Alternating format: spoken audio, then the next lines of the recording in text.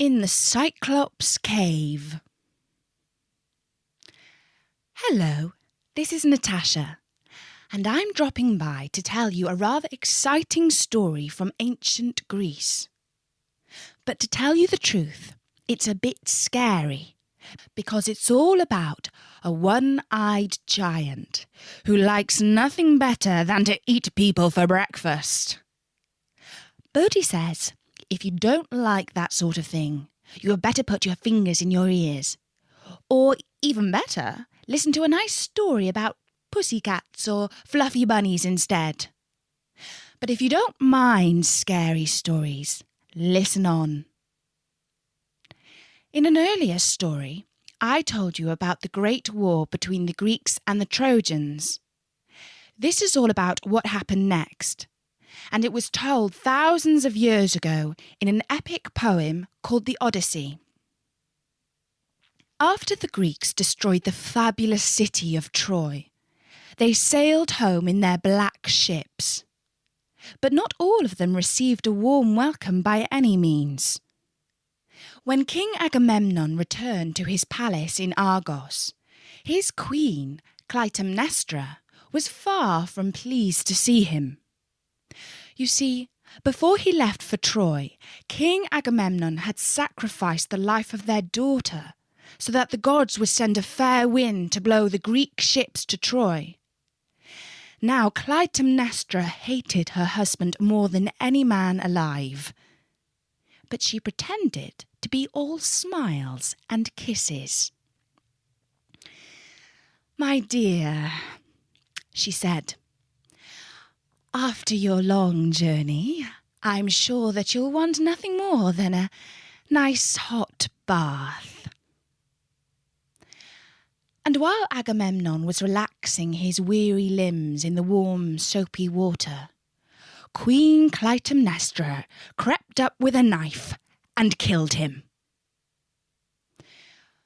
But on the island of Ithaca, a very different queen, whose name was Penelope, was longing for the safe return of her husband. She had to wait quite a while, though. His journey home took him 10 long years, and all that time Penelope was surrounded by men who wanted to marry her and steal her husband's throne. She said to the suitors, "Gentlemen, I am spinning a magnificent bedspread for my wedding night. First, let me finish making it, and then I will say which one of you I shall choose for my new husband." And every day Penelope worked at spinning her wheel, and every night she unpicked her threads so that her work was never done. In this way she kept the men waiting, for she was sure that her husband was still alive and would return home safely to her arms. His name was Odysseus, and he was famous all over the world for his quick mind and his cunning tricks. It was Odysseus who had come up with the idea of the wooden horse, which led to the destruction of Troy. But despite all his resourcefulness, he made slow progress home. Poseidon, the god of the seas, was angry with him. The sea god sent howling winds to blow Odysseus off his course, and fierce storms to buffet his ships.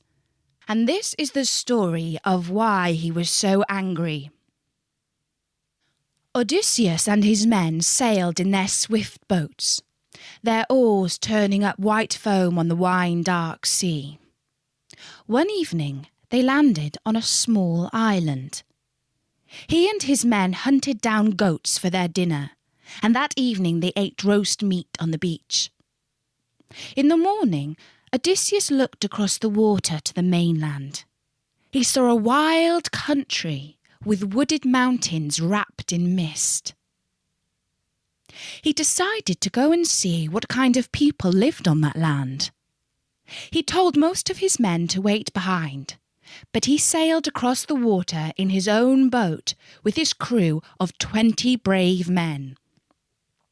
On his back he took a skin full of wine that had been given to him by a priest of the sun god, Apollo, He thought it would make a good gift for his hosts, whoever they might be.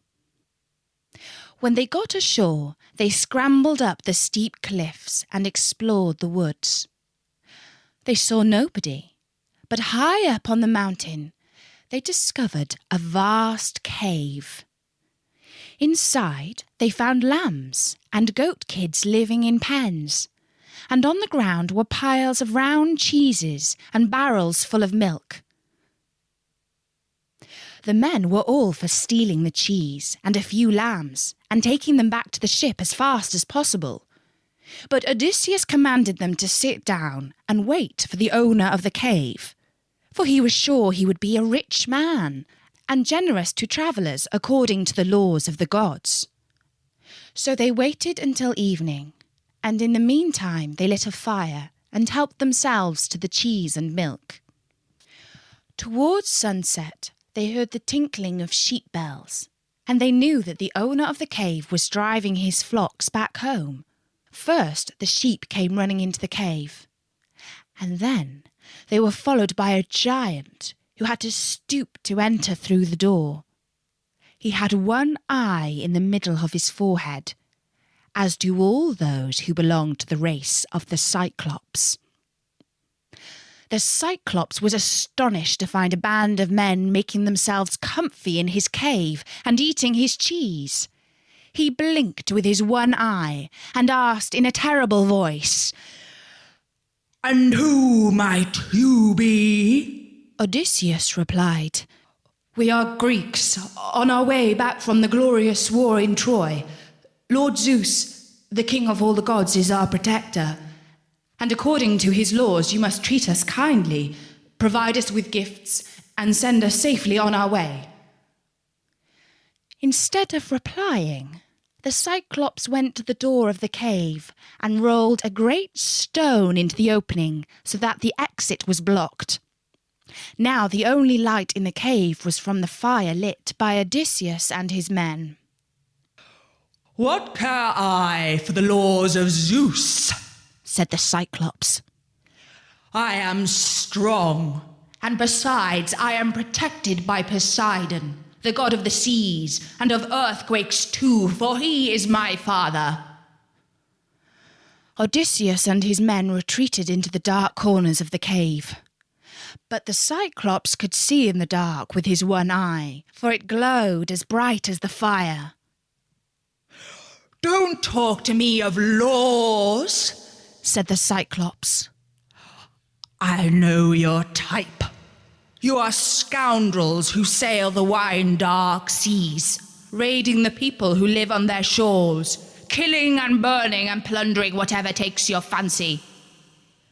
In fact, you are lawless pirates. That's who you are." And with that, he grabbed up two of the men and stuffed them into his mouth. The Greeks threw up their hands and wailed, "Oh, Lord Zeus, save us from this horrific monster!" But the Cyclops just chuckled to himself and lay down to sleep by the fire. Odysseus threw up his sword and was tempted to drive it straight into the heart of the giant while he slept. But then he thought, if I kill the Cyclops, revenge will be sweet, but I will also be sending us to our doom, for we shall never remove that great boulder from the door of the cave. Not 20 horses could pull that rock away. We shall surely remain here till we die. And so he and his men lay down and wept for their lost friends, while Odysseus racked his brains for a better way to avenge them. In the morning, the Cyclops awoke, and without haste he ate 2 more of Odysseus's men. Then he led his sheep out to the pasture, being careful to roll the rock into the mouth of the cave after him. The Cyclops had left behind him a great walking stick, of the sort that shepherds use to climb over the mountains. This gave Odysseus an idea. He ordered his men to look for sharp pieces of flint in the back of the cave. They took these and used them to sharpen the end of the stick into a cruel point. Next, Odysseus told his men to pick up the stick and harden the point in the fire. That evening, when the Cyclops returned, the men trembled with fear, not knowing which ones of them the Cyclops would eat next. But Odysseus wished the giant good evening, saying, "My dear Cyclops, let us not be enemies. See here, I have a gift for you of the finest wine. It was given to me by a priest of Apollo who wanted to thank me for saving his life. It tastes no less wonderful than the ambrosia which the gods who live on Mount Olympus feast on. Here, I have a whole skinful for you." The Cyclops tried a cup of the wine, and he liked it. "For once you speak the truth, O pirate," he said. "This wine is indeed the finest I have ever tasted." And he picked up the skin and guzzled some more wine down. "Tell me, little man, what is your name?"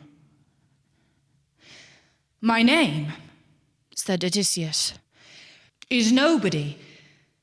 That is what I am called by my friends who love me, and my enemies who fear me."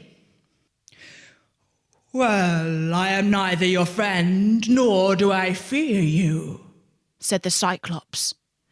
"But I shall call you Nobody all the same, if that is how you like to be called. For in truth, you will be nobody soon when I have eaten you. But as a reward for your gift of fine wine, I shall not eat you till I have eaten all the others." Before he went to bed, he ate 2 more of Odysseus's men and finished the entire skinful of wine, enough to put 50 men to sleep. And he fell into a deep slumber on the floor of the cave, snoring like a volcano.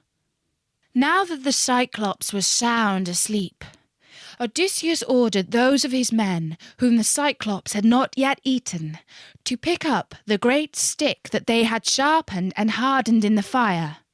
They carried it over their shoulders, for it was as big as the trunk of a young tree, and they drove it into the one and only eye of the Cyclops. The giant let out a terrible scream and raged around the cave, calling for help.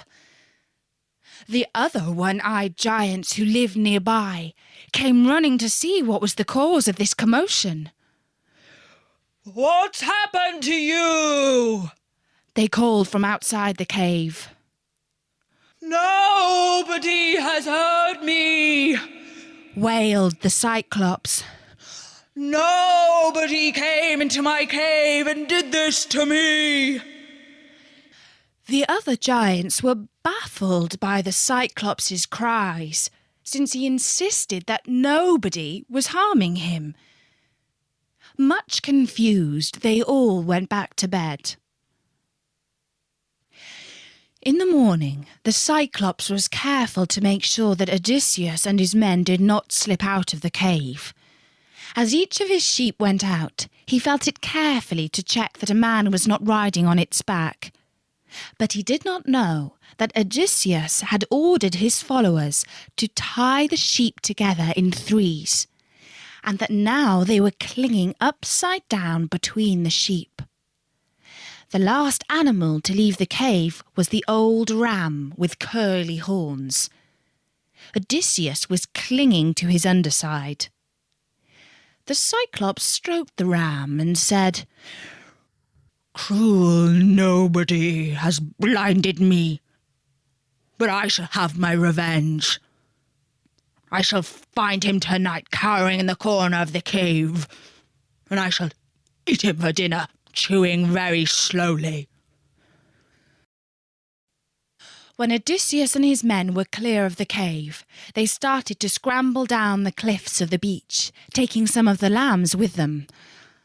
They pulled their boat out from where it was hidden in the brushwood and started to row swiftly out to their friends on the island. Up above on the cliffs, they saw the Cyclops standing as tall as an oak tree and bellowing with rage. "Oh, woe is me! Nobody has blinded me in my one eye, and now nobody is escaping across the seas." Odysseus stood up in the boat and called out to him. "Cruel Cyclops, you broke the laws of Zeus by eating my men, and now you have your just deserts.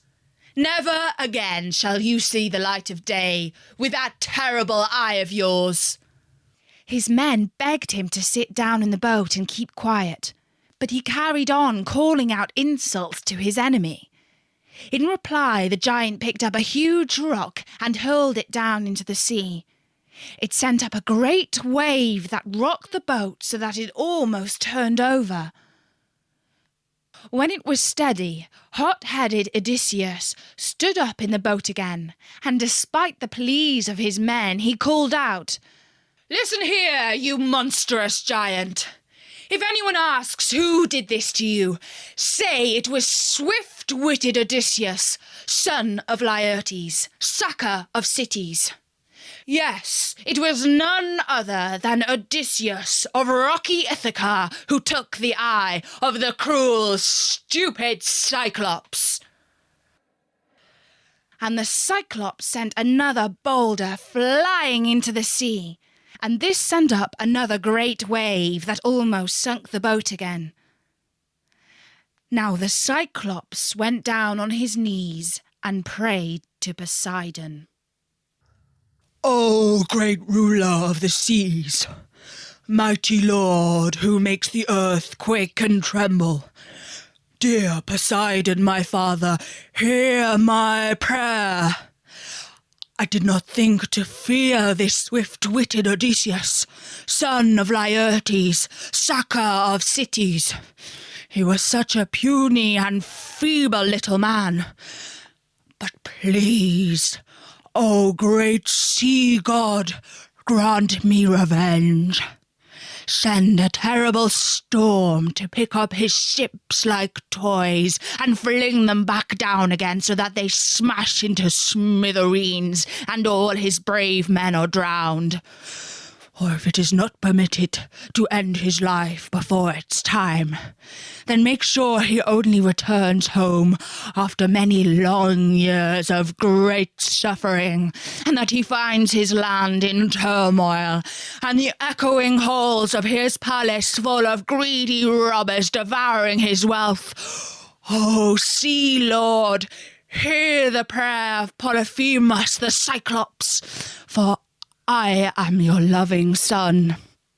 The sea god Poseidon heard the prayer of his son, the cruel Cyclops with one blind eye. And that is the reason why Odysseus spent 10 long years buffeted by the cruel seas before he reached his homeland. One day I will tell you more of his adventures. But until then, you can find loads of other stories at storynoi.com. We are also in the iTunes podcast directory, in the Kids and Family section. So until next time, from me, Natasha, bye-bye!